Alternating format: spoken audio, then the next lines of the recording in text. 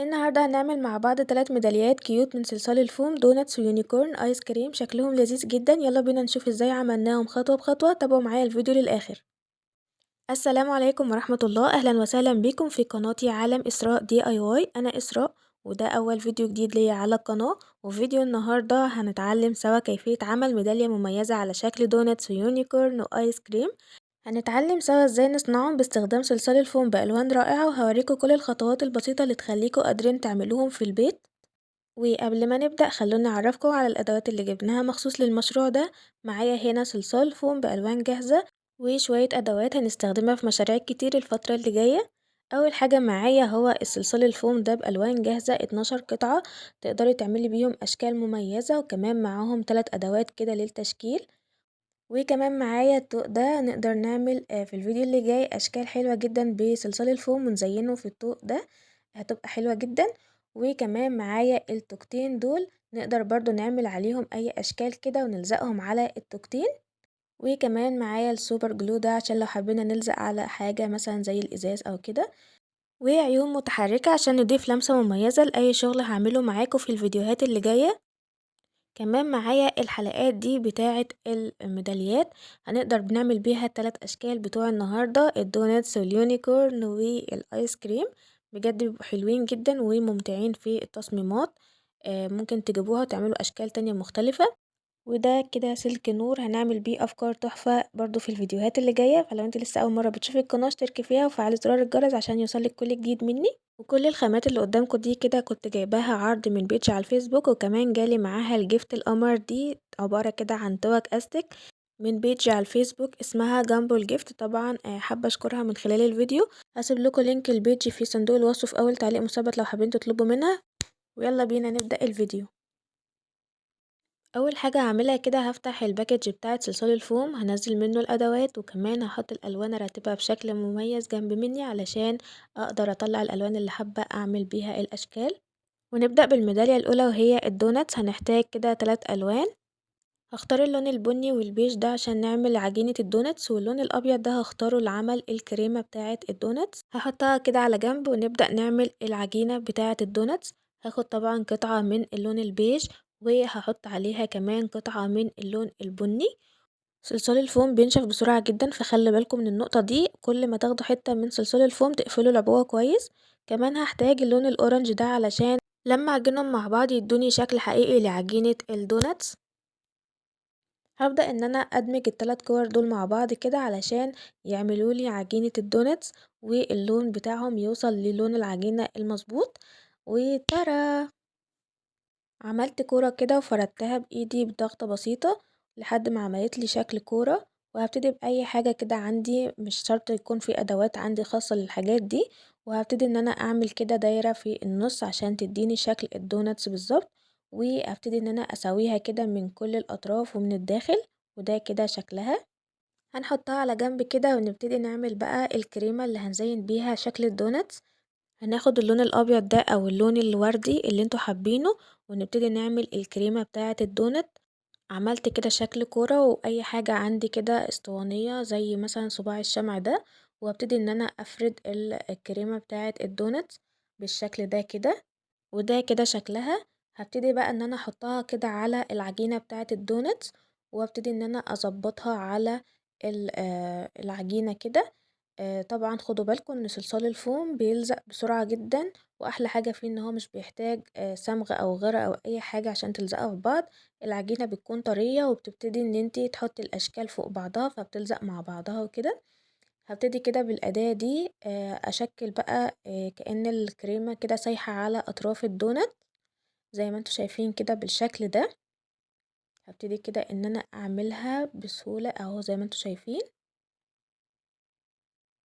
ولو في اي حاجة مش مظبوطة في الشكل بنقدر نظبطها بايدينا عادي، بنسويها كده زي ما انتوا شايفين. بنساوي الاطراف، نيجي من النص كده ونخرم مكان الكريمة من فوق عشان تبقى متناسبة مع الشكل بتاع الدوناتس من تحت. والخطوة اللي بعد كده بقى والممتعة جدًا وهي إن إحنا نضيف تفاصيل للكريمة، معايا اللون الأحمر والموف والأصفر والأخضر والبينك، ومعايا سرنجة كده 3 سنتي هابتدي إن أنا أعمل بيها الخطوط الرفيعة اللي هاقدر أزين بيها الدوناتس من فوق، أو ممكن نعمل كور صغيرة أو نعمل خطوط رفيعة جدًا زي الsprinkles كده. طبعًا الخطوط دي ما عجبتنيش بالسرنجة فهابتدي إن أنا أعملها بإيدي. دلوقتي هتشوفوا معايا أهو، هابتدي إن أنا أعمل كده بالشكل ده، وابتديت إن أنا أعمل كل الألوان كده وهابتدي إن أنا أزينها. بس قبل ما أزين بقى الدوناتس بتاعتي حابة إن أنا أديلها تفاصيل كده حلوة. معايا القلم ده قلم ايلاينر لونه أسود، ممكن تستبدليه بقلم فلوماستر. عملت بيه كده عينين الدوناتس كده كأنها نايمة أو رموش. تمام كده، وبعد كده هاعمل لها كده السمايل بتاعتها بالشكل ده. وهابتدي إن أنا بقى أزينها بالكورتين الصغننين دول من اللون البينك أو الوردي، عشان أعمل لها تفاصيل الخدود كده اللي هي بالشكل اللي قدامكم ده. بجد لذيذة قوي وتقدروا ان انتوا تشكلوها وتزينوها بأي طريقة انتوا حابينها.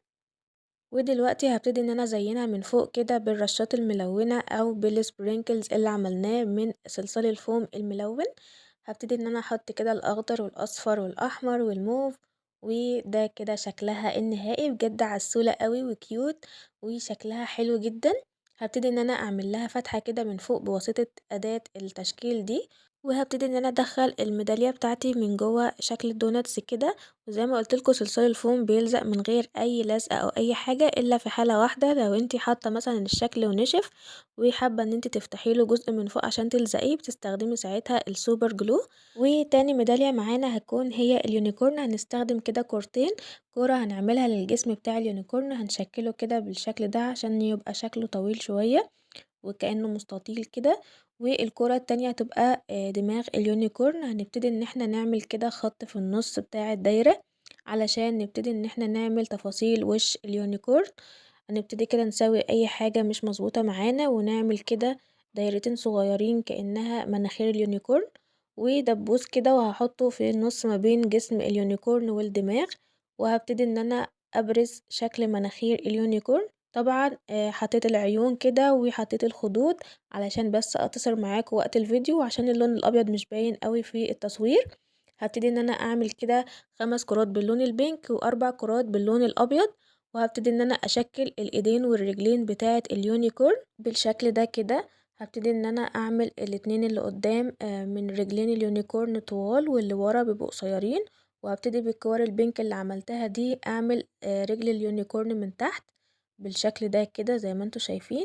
ولو وصلت معايا في الفيديو للدقيقة دي ياريت تعمليلي لايك حلو زيك واشتراك بالقناة وتفعيل زرار الجرس عشان يوصلك كل جديد مني. وكمان اعمليلي كده في الكومنتات ان انتي وصلتي لحد شكل اليونيكورن عشان اعرف ان انتي متابعة معايا الفيديو للآخر. ودلوقتي ببتدي ان انا احط كده الرجول بتاعة اليونيكورن. طبعا زي ما اتفقت معاكم الاتنين اللي هما الطوال بحطهم فوق والصغيرين هحطهم ورا بالشكل ده كده علشان يبقى شكله يونيكورن كده قاعد.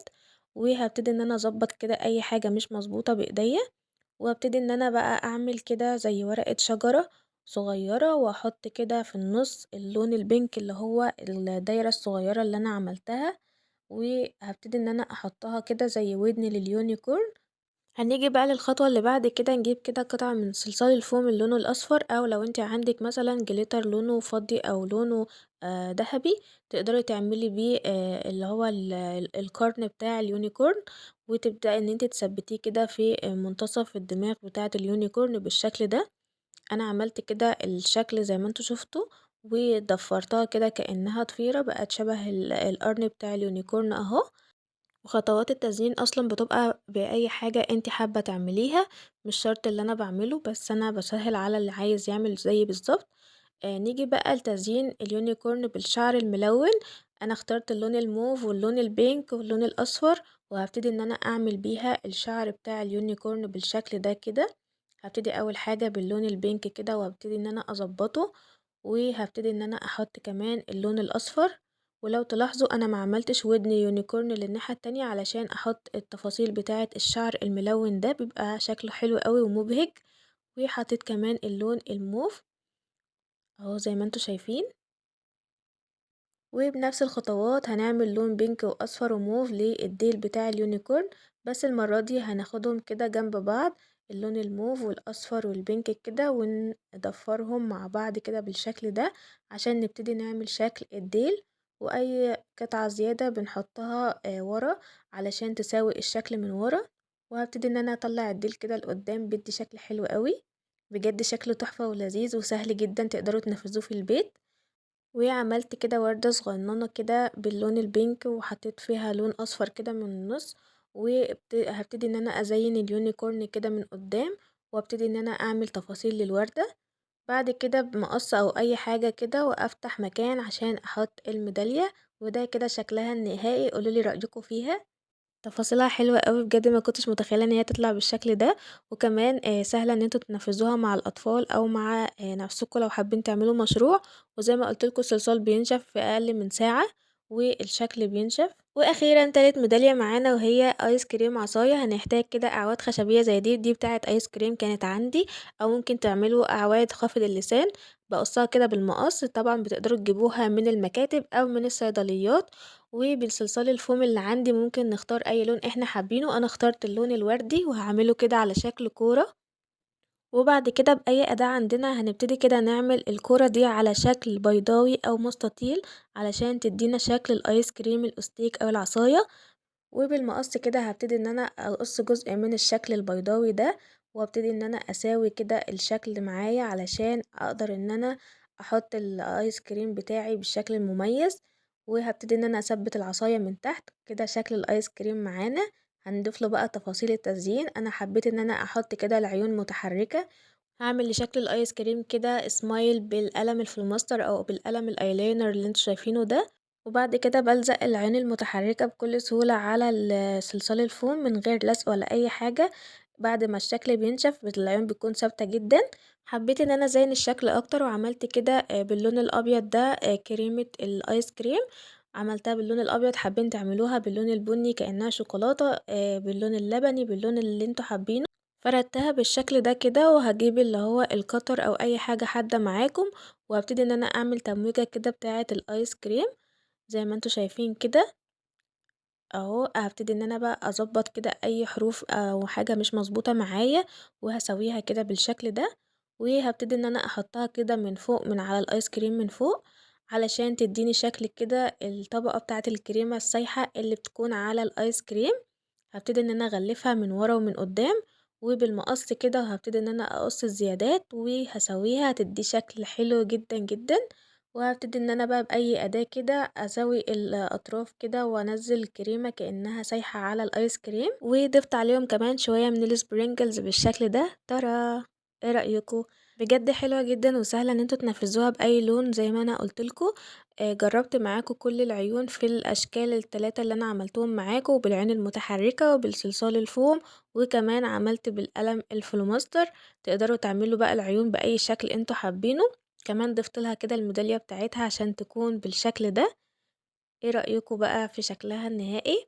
لو انتوا حابين ان انتوا تحافظوا على الاشكال دي من الاتربة او من اي حاجة تتلمس معاها زي المية او كده، تقدروا ان انتوا تستخدموا المونيكير الشفاف ان انتوا تعملوا لها طبقة حماية، او تجيبوا ورنيش مائي وتدهنوا الاشكال، او تعملوه بالسبراي الشفاف بيجي من عند الموان هو والورنيش المائي.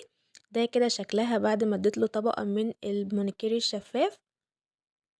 وبكده نكون عملنا 3 ميداليات لذيذة وبسيطة جدا من صلصال الفوم. لو عجبكم الفيديو النهاردة ما تنسوش تعملوا لايك والاشتراك في القناة وفعلوا زرار الجرس عشان يوصلكوا كل جديد من عالم إسراء DIY. واكتبوا لي تحت في الكومنتات ايه اكتر شكل ميدالية عجبكم، وشاركوا الفيديو مع اصحابكم لو عجبتكم الافكار. اشوفكم الفيديوهات اللي جاية، سلام.